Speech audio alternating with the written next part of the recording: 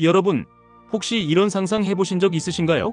수십 년간 수많은 단골을 자랑하던 대한민국 최고의 맛집이 있었어요. 이 집의 대표 메뉴는 경제성장과 국가안보였죠. 사람들은 이 메뉴 맛에 반해서 수십 년간 이 집을 밀어줬습니다. 그런데 어느 날 이 식당에 가장 오래되고 까칠하기로 유명한 주방장 한 명이 갑자기 주방에서 뛰쳐나와 소리치는 겁니다. 이 식당은 끝났어. 음식에서 맛이 안 나. 주방은 썩었고 단골들도 다 떠나고 있다고. 이 가게 그냥 불질러서 없애버리고 우리가 처음 장사 시작했을 때 그 마음으로 진짜 맛을 내는 새로운 식당을 차려야 합니다. 네, 바로 홍준표 대구시장이 던진 자생력을 상실한 정당은 해체하고 정통 보수주의 신당을 만들어야 한다는 폭탄선언의 진짜 의미입니다. 많은 사람들이 충격에 빠졌어요. 아니, 아무리 그래도 그렇지 어떻게 우리가 평생 다니던 식당을 불태우자고 하는 거야? 저 주방장 드디어 노망난 거 아니야? 하면서 수군거렸죠.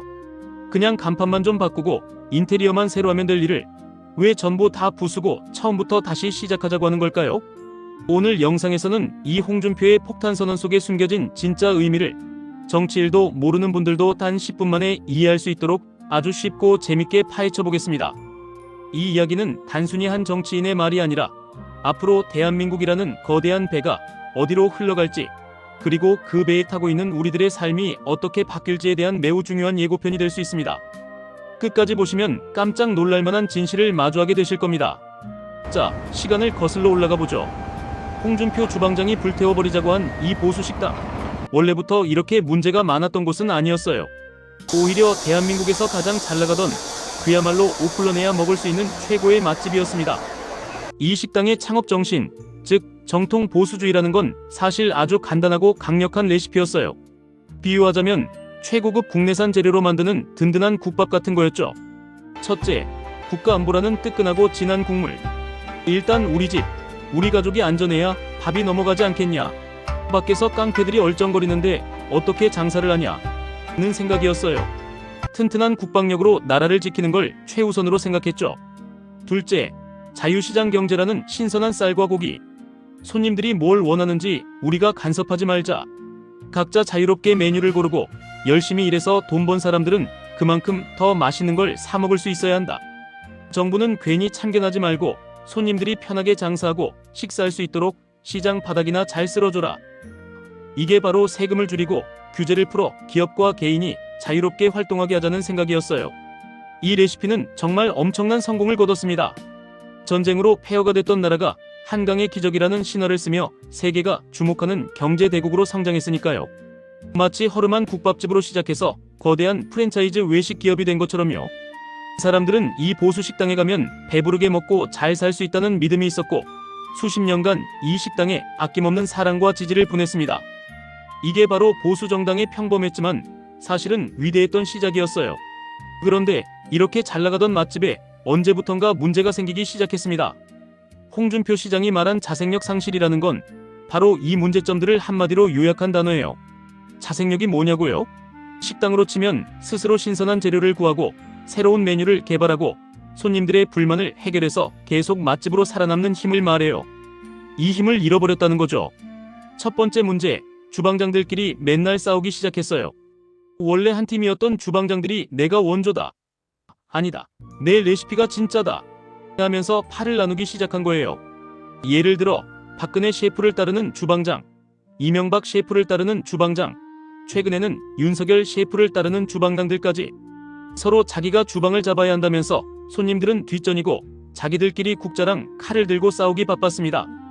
손님들은 경제성장이라는 맛있는 음식을 먹으러 왔는데 주방에서는 맨날 시끄럽게 싸우는 소리만 들리니 입맛이 뚝 떨어지는 거죠. 아니, 저 집은 음식 만들 생각은 안 하고 왜 맨날 자기들끼리 싸워? 하면서 손님들이 하나둘씩 발길을 끊기 시작했어요. 두 번째 문제, 레시피가 시대에 뒤떨어지기 시작했어요. 세상은 변해서 이제 손님들은 웰빙, 비건, 가성비 같은 새로운 맛을 원하는데 이 보수 식당은 수십 년째 똑같은 안보국밥이랑 성장 불고기만 팔고 있었던 거예요. 특히 젊은 손님들, 즉 MZ세대들은 아, 국밥도 좋은데요? 요즘 유행하는 마라탕이나 샐러드, 파스타는 없나요? 라고 묻는데 주방장들은 쯧쯧, 젊은 것들은 근본이 없어. 남자는 뜨끈한 국밥이지 하면서 고집을 부렸어요. 부동산 문제, 일자리 문제, 기후변화 같은 새로운 시대의 과제에 대한 신선한 메뉴를 개발하지 못하고 과거의 영광에만 취해 있었던 겁니다. 이러니 새로운 손님들이 유입되지 않고 기존의 단골들마저 이 집은 이제 질린다며 떠나가게 된 거죠. 세 번째, 그리고 가장 치명적인 문제. 옆 가게 욕으로 장사를 하기 시작했어요. 자신들의 음식 맛이 점점 떨어지고 손님들이 떠나가자 이 식당은 아주 쉬운 방법을 택했습니다. 바로 길 건너 진보식당을 욕하는 거였죠. 여러분, 저희 집 음식이 요즘 좀 맛이 없다고요? 에이, 저기 길 건너 진보식당보다는 낫습니다. 저 집은 재료도 이상한 거 쓰고 먹으면 배탈 나요. 차라리 맛이 좀 없어도 안전한 우리 집으로 오세요. 이게 바로 자생력 상실의 가장 확실한 증거입니다. 스스로의 매력과 실력으로 손님을 끌어모으는 게 아니라 상대방의 단점을 부각시켜서 어쩔 수 없이 우리 가게를 선택하게 만드는 방식이죠. 이걸 반사이익에 기댄다고 해요.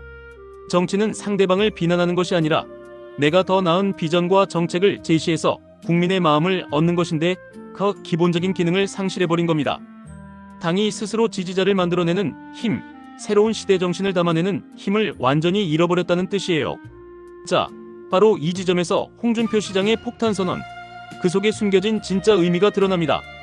대부분의 사람들은 이 보수 식당이 망해가는 이유를 주방장이 몇 명 바뀌어서 인테리어가 낡아서 홍보를 잘못해서라고 생각했어요.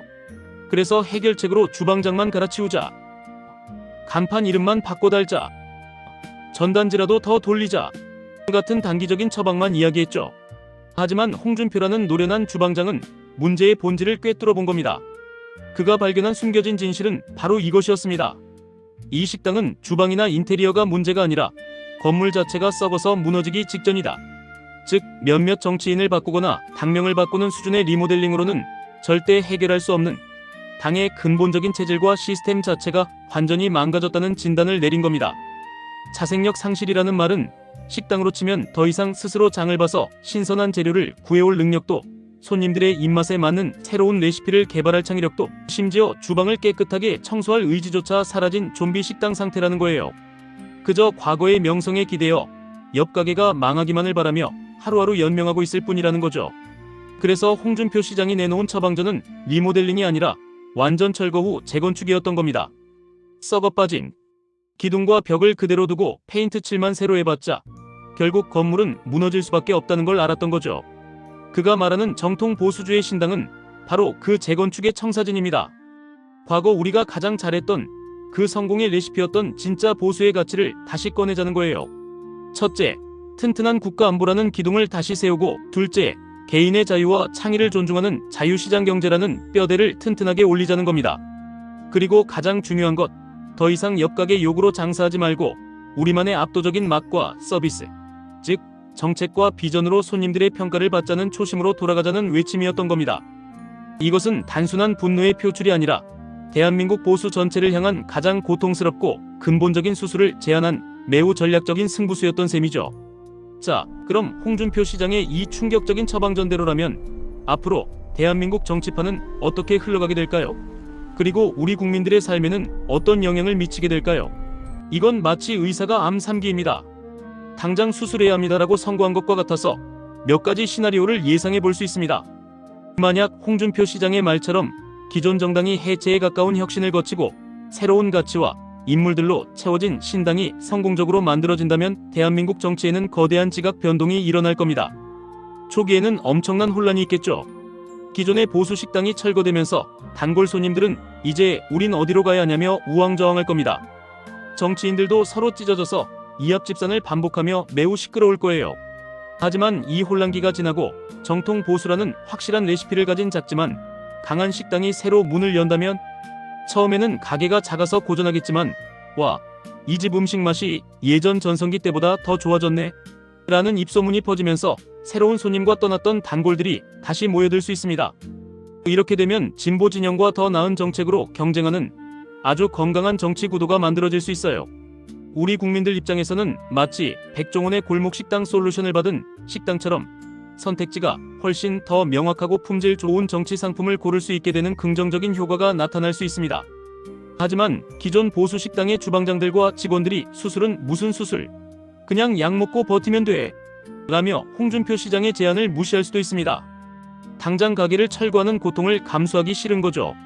이렇게 되면 보수 정당은 자생력을 회복하지 못한 채 계속해서 역각의 욕하기와 과거파리로 연명하는 좀비 정당으로 남게 될 가능성이 높습니다. 당장의 큰 선거에서는 이길 수도 질 수도 있겠지만 장기적으로는 서서히 썩어가며 영향력을 잃게 될 거예요. 국민들 입장에서는 이게 최악의 시나리오입니다. 맨날 싸우기만 하고 우리 삶의 문제를 해결해줄 새로운 정책은 내놓지 못하는 무능한 정당이 계속 남게 되는 거니까요. 정치에 대한 혐오감은 더욱 커지고 어차피 그놈이 그놈이라며 투표 자체를 포기하는 사람들이 늘어날 수 있습니다. 이건 대한민국 민주주의 전체의 위기로 이어질 수 있는 아주 위험한 길입니다. 가장 현실적이면서도 복잡한 시나리오입니다. 홍준표 시장의 주장에 일부는 동의하지만 일부는 격렬하게 반대하면서 당이 두세 조각으로 쪼개지는 경우입니다. 원조 보수신당, 개혁 보수신당, 기존 간판 유지파 등으로 나뉘어 서로 자기가 진짜라고 싸우는 거죠. 이건 마치 한 집안이 유산 싸움으로 풍비박산 나는 것과 같아요.